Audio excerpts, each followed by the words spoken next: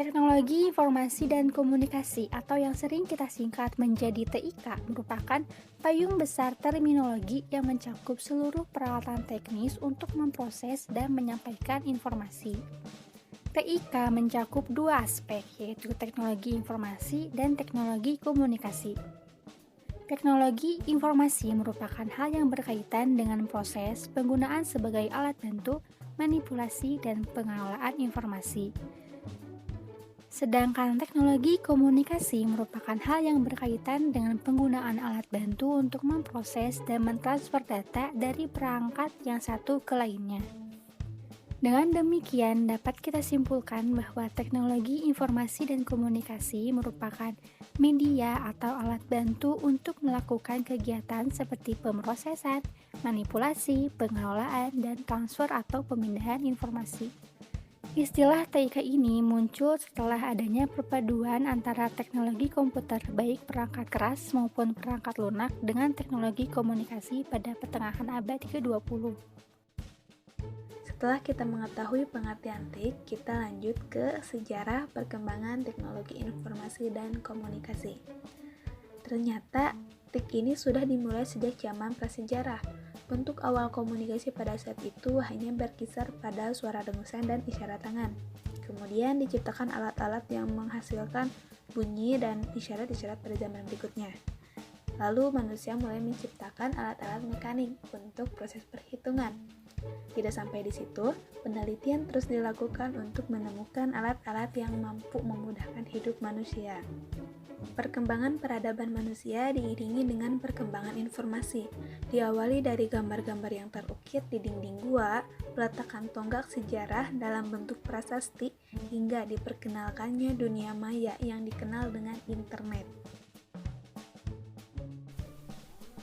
Sejarah TIK bisa dikelompokkan ke dalam 5 periode.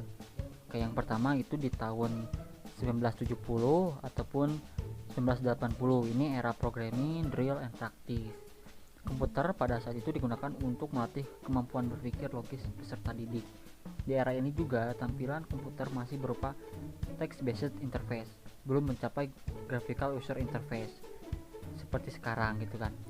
Sehingga komputer hanya mampu untuk melakukan komputasi tanpa kemampuan multimedia. Itu yang pertama. Yang keduanya itu di tahun 1980 sampai tahun 1990. Ini di era pembelajaran berbasis komputer dan multimedia.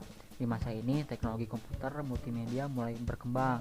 Pada saat itu muncul pemikiran bahwa peserta didik akan dapat belajar dengan lebih baik dengan menonton film, animasi, ataupun mendengarkan audio, sehingga para pakar pembelajaran dengan harapan terjadi peningkatan yang signifikan pada aspek hasil belajar. Yang ketiganya itu ada di tahun 1990, era pembelajaran berbasis internet. Lahirnya teknologi jaringan internet seperti yang kita kenal saat ini, kayak World Wide Web atau yang kita kenal WWW gitu 3 kali. Di masa itu internet belum sampai sekarang. Konten yang umum ditampilkan baru berupa teks dan gambar sederhana tanpa multimedia. Pada situ muncul pemikiran bahwa sebuah informasi bisa berkembang dengan sangat cepat setiap saatnya, sehingga materi-materi pembelajaran harus terus diperbarui. Yang keempat itu di tahun 1990 sampai tahun 2000-an. Di masa ini, model pembelajaran berbasis internet terus disempurnakan. Ya, dari mulai yang biasa terus lalu dikembangkan lalu sempurna. Gitu, seperti yang kita kenal kayak Learning Management System LMS. Di masa e-learning bahkan sudah menjadi sebuah industri di mana banyak pihak yang mengembangkan produk ini dengan keunggulan masing-masing gitu. Yang kelima itu di tahun 2000-an sampai sekarang. Aplikasi TIK di tahun sekarang itu sangatlah canggih, sangatlah berkembang gitu kan. Pembahasan TIK sangatlah bagus dan banyak ilmuwan ataupun siapa saja yang mengembangkan terus di tahun sekarang. Penemuan-penemuan penting dalam perkembangan teknologi informasi dan komunikasi. 1. Internet.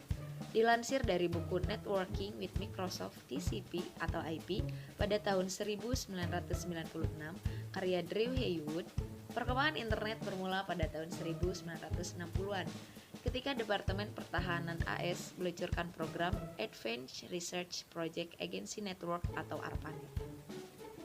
Perkembangan internet semakin maju pada sekitar tahun 1990-an. Institut Teknologi Massachusetts atau MIT berhasil menemukan program World Wide Web Consortium dan tim Berners-Lee menemukan program browser yang berbasis jaringan. Pada masa kini, kita akses dan menggunakan teknologi tanpa kabel. 2. Televisi. Perkembangan televisi bermula dari penemuan kineskop oleh Vladimir Kozma Zworykin pada tahun 1923, mampu menciptakan satu sistem berbentuk penangkapan gambar, transmisi, dan sistem receiving. Pada 1939, melakukan komersialisasi televisi dan bisa dinikmati oleh masyarakat. 3. Satelit. Penemuan satelit tidak dapat terlepas dari perlombaan teknologi luar angkasa. Pada perlombaan teknologi luar angkasa yang terjadi di masa Perang Dingin antara Amerika Serikat dan Uni Soviet. Pada tahun 1957, Uni Soviet berhasil meluncurkan satelit pertama bernama Sputnik 1 untuk kepentingan politik, militer, dan ilmu pengetahuan. Pada 1958, Amerika Serikat juga menyusul Uni Soviet untuk meluncurkan satelit yang bernama Explorer 1. Pada perkembangannya, satelit berfungsi untuk pencitraan bumi, telepon, GPS, dan komunikasi data. Dan yang terakhir atau keempat itu ada telepon. Konsep kerja awal telepon ditemukan oleh Alexander Graham Bell pada tahun 1876. Saat Perang Dunia II, telepon dimanfaatkan untuk menginformasikan posisi musuh dan meningkatkan kualitas kadar. Telepon mobile pertama kali digunakan secara komersial pada tahun 1940, dilansir dari buku Perkembangan Teknologi dan Komunikasi. Perkembangan telepon semakin pesat ketika John Goken dan Craig McCall mencetuskan telepon tanpa kabel. Perkembangan teknologi informasi dalam bidang pertanian. Sini ada beberapa alat yang dikembangkan dalam sektor pertanian untuk mempermudah pekerjaan para petani saat ini. Pertama ada traktor pertanian yang digunakan untuk menarik atau mendorong instrumen pertanian atau trailer. Nah, traktor ini banyak sekali berbagai variasi yang sudah dikembangkan. Namun yang paling umum itu yang digunakan untuk membajak sawah dan ada juga yang digunakan untuk memanen gandum di lahan yang cukup luas. Kemudian ada mesin penanam padi yang merupakan salah satu kecanggihan teknologi di bidang pertanian saat ini. Mesin penanam padi ini bisa mempermudah para petani dalam menanamkan benih pada saat musim tanam tiba nanti. Yang ketiga ada alat atau mesin pemanen padi yang dapat memotong bulir tanaman yang berdiri, merontokkan dan membersihkan gabah sambil berjalan di lapangan. Nah, dengan demikian waktu pemanenan itu bisa lebih singkat dan juga tidak terlalu membutuhkan jumlah tenaga kerja manusia yang besar.